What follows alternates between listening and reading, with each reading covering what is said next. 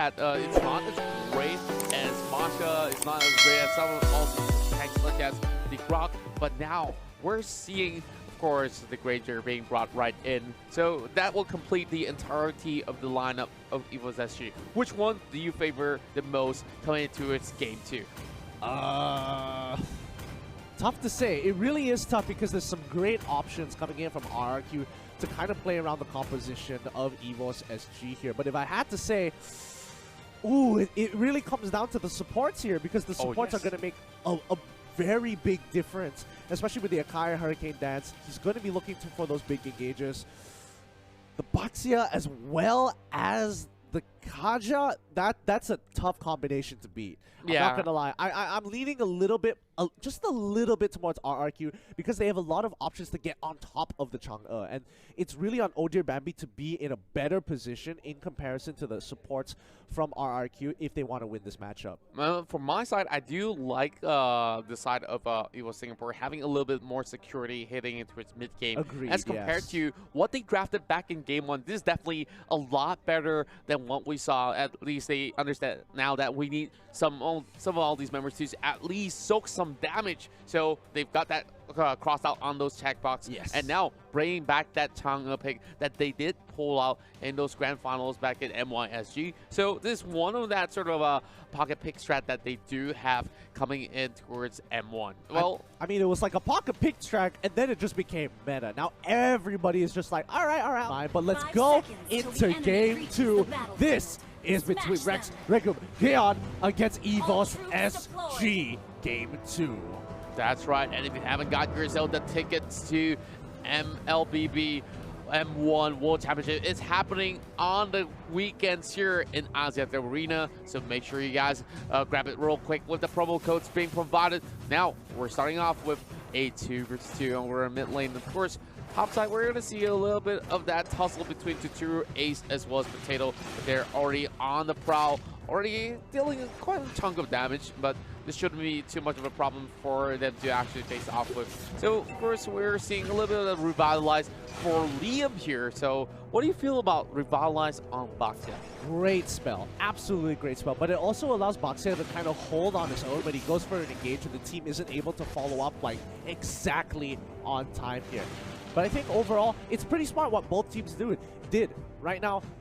Especially Revitalize on the Baxia, great. But on the side of EVOS Esports SG, I think what they did is really smart here, where they kind of switched up the lanes, where they said, okay, we're going to put you on the dual lane in the top side, because we know for a fact that Barang can't do a great job, and it's already paying off. I mean, Revitalize, great switch on the other side of the map, and they immediately punish them on the bottom side. Great rotations from mid. Oh, yes. We'll definitely see a great start for the side of EVOS Singapore. And now Soul close to actually falling out. Flicker's being popped out instead. And now Bambi as well as JPL tries to return the favor. And this will be 2 kills in the bag. And this is just in the span of less than 2 minutes. Yeah, just... Oh, that was close. That was really, really close here, especially from RRQ. He got a little hungry for blood. You can definitely see it in his eyes. He wasn't able to get a range for that last auto attack, but overall, I think EVOS Esports are very happy with the catch that they got. 2-0 right now. They have to keep playing the game slow, especially if you're in RRQ's position, because you do scale pretty decently when you have carry on your side. That's right, and then we see a little bit of that hastiness coming in from the side of RRQ. I felt like if they were just to play things a little bit safer, and you're already forcing somebody to back away, they're already losing that experience. You don't really have to fully commit in that sort of sense. But now, first turtle being challenged, but here comes the Baxia. Face crack being pulled out as well, but Soul already negating them from entering, and that first turtle goes in the hands of EVOS Singapore, and Righteous Pathway has been opened up as well. But now, that's pretty much a clean disengage from EVOS SG. So nicely done. Oh Dear Bambi, great zone control here. Liam making sure he tries to make sure that no one else is able to get out here. The stun goes through, but again, doesn't really matter here. Sin's gonna back away. Soul, Quigong Fist pushes him away, but he knows he doesn't have enough damage to one-shot Sin just yet. And more importantly, he can just Phantom Step over the Fist Break. That's right. And look at Vin. Even that sort of distance, he's getting chunked out by Chang'e's ult. And Liam here possibly trying to actually get a couple of all that sort of informations now. A couple of minutes have passed, but the next objective will still be on the top side of the river as Ace as well as Potato has been doing such an absolute great work against the Turus thus far. Yep. Oh, nicely done. Great maximum impact. Stealing away the buff. Oh, great catch. Vin pushes him through. Oh dear, Bambi's in trouble. Quickly having to pump the sprint. Meteor Shower is being put down, but JPL disengages any more follow-up with the Hurricane Dance. Oh, Zin's in trouble. Wow. Flicker already coming through. Soul, he tried to go for an initial all-in. Doesn't get that last hit. And Ace has to put the glorious pathway down to bail out of there. Gets a good amount of regeneration, giving away the crab, but no kills going over to RRQ. I'm just loving the entire chess piece coming from both sides, and we see great amount of respect being shown to their opposing sides as well. So getting a little bit more than he should, and he's just taking a little bit more from the jungle instead. Now, of course, EVOS Esports get a little bit of that sort of a goal lead that they have here. It's about 400 gold for the time being, but it's definitely going to change in the span of a few minutes here. And Soul, I think that he's getting a lot of trap being posed upon him as Liam is already cutting in towards the jungle looking for older Bambi. Yeah, and again, Liam is just being super annoying. He's gaining vision, and he's pretty much unstoppable for the most part, but he's not really engaging on anybody. He's gathering information, telling his team, oh, this is where the movements of the enemy are, this is what they're currently doing, making sure they know exactly where EVOS SG is at all times. That's right. We're seeing great movements coming across that box here. Of course, now they're trying to actually disturb some of these members of EVOS Esports. Now, we're seeing, of course, Boxia being so mobile to actually rotate across the map to even support this team. And now, turtle number 2 already being spawned. Is EVOS going to be ready for this? Oh!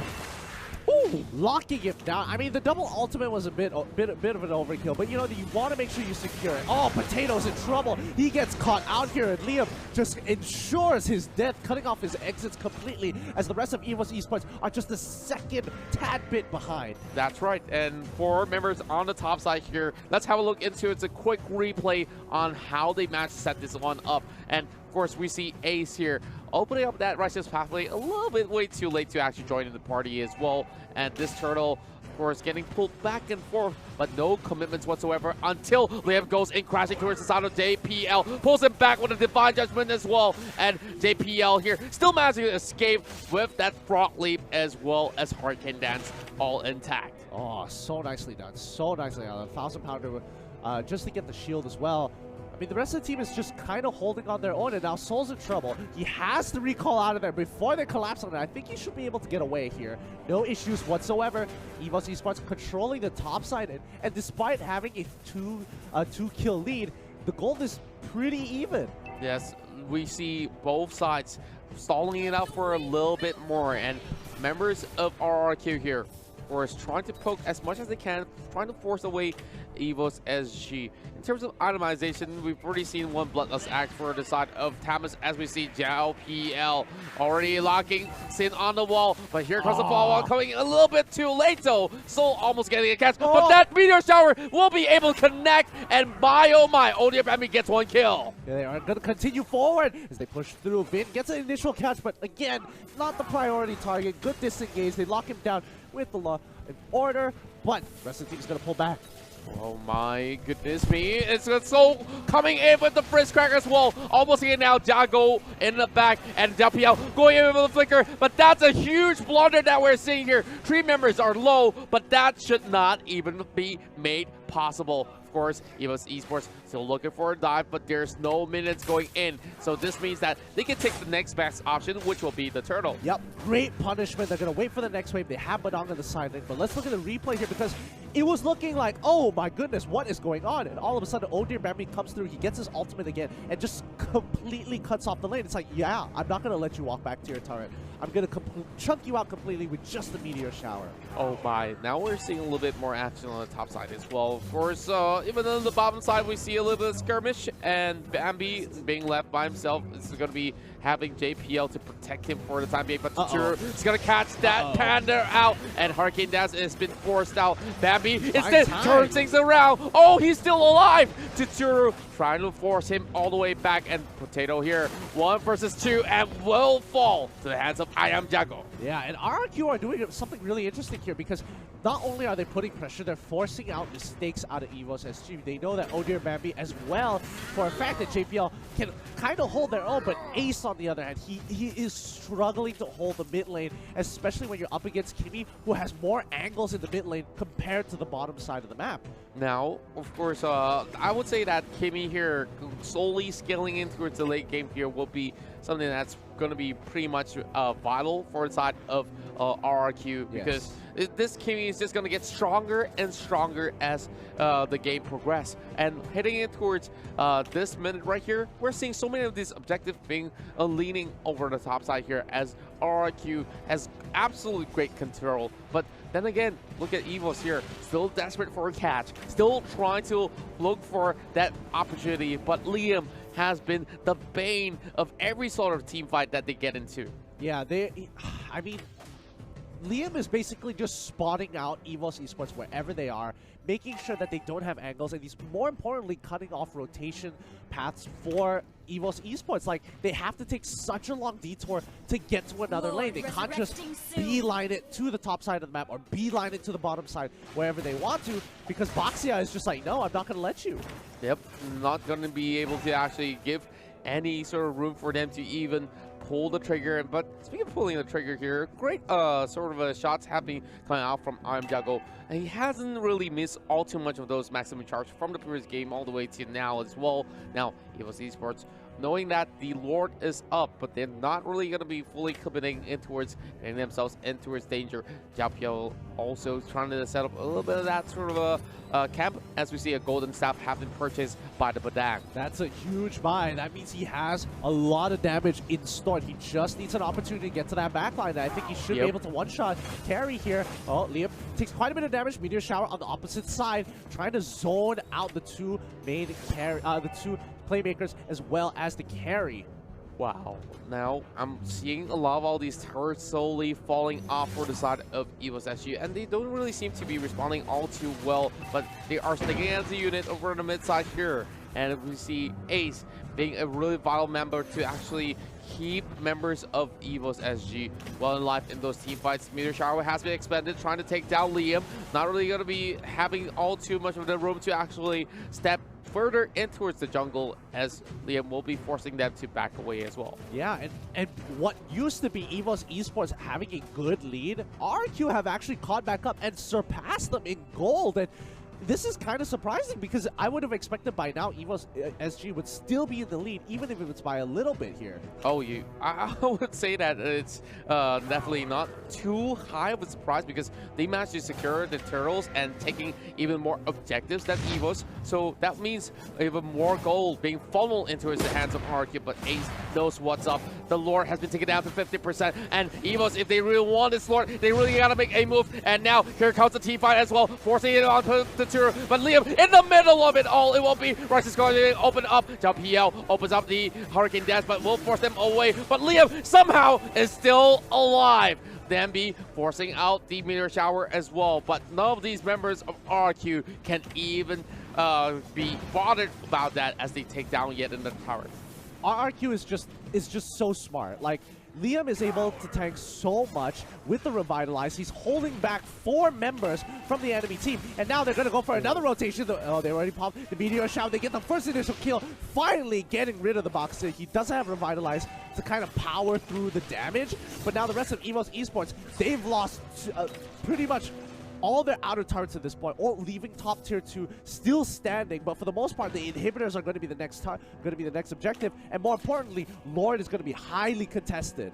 And we see the carry was attempting on the Lord for a little bit in the sort of early game, and now it's going to be a little bit of that push and pull between EVOS as well as RRQ. And now they're taking it pretty low. Are they actually forcing this one out? The Lord not getting up in the air. The turret goes with the Chris Cack, and my goodness me, EVOS are getting pummeled down. And Sin going for the chase as well. There's still all 5 members left in 10. Maximum charge over on Potato as well as JPL, almost heading out of the game. But now this is the best opportunity for RRQ to close things out. Yep, Meteor Shower just gonna instantly pop down the Thambos, but he just wanted that inhibitor that he was willing to give his life for it. But that's not all. They forced out the meteor shower, so they can't protect mid either. They're losing their inhibitors one by one. I just love the macro game coming from RRQ. Look at how well they just control every single lane, and they knew what to do. They don't really care whether they have the Lord or not, but they know if they do force the fight, they will get the advantage that they are looking for. Of course, we're going to see a little bit of that sort of replay, of course, brought to you by U-Mobile. Yeah, oh my gosh. Just the Lord fight in general, it was looking so good until they realized that their priority target, IAM Jungle, didn't get caught into that fist crack. He uses the chemical refinement, gets out of there, and just chunks out the rest of the team.